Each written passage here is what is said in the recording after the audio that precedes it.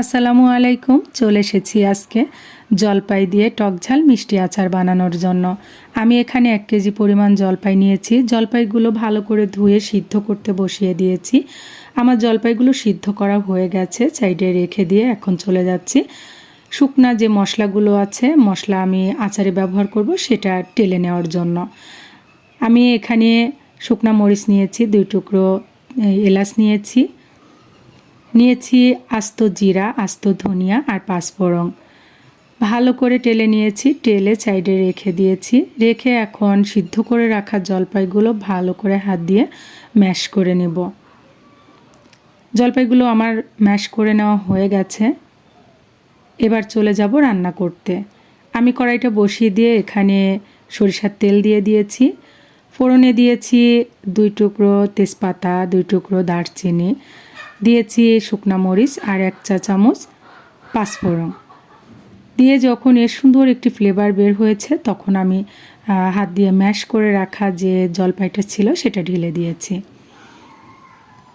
জলপাইটা ঢেলে দিয়ে ভালো করে নেড়ে চেড়ে কিছুক্ষণ কষিয়ে নিয়েছি। আমার জলপাইটা ভালো করে কষানো হয়ে গেছে। এবার এখানে আমি গুড় দিয়ে দিব। আসলে মিষ্টিটা আমার বেশি পছন্দ, এজন্য আমি একটু মিষ্টির পরিমাণটা বেশিই দিব আচারে। গুড়গুলো দিয়ে আবারও ভালো করে নেড়ে নিয়েছি। ভালো করে গুড় আর জলপাই মিশিয়ে নিয়েছি। বেশ কিছুটা পানি কেটে দিয়েছিল। পানিগুলো একটু টেনে নিয়েছি, নিয়ে এখানে দিয়েছি 1 চা চামচ পরিমাণ শুকনা মরিচের গুঁড়া। শুকনা মরিচের গুঁড়া এখানে দিয়ে ভালো করে মিশিয়ে নিয়েছি।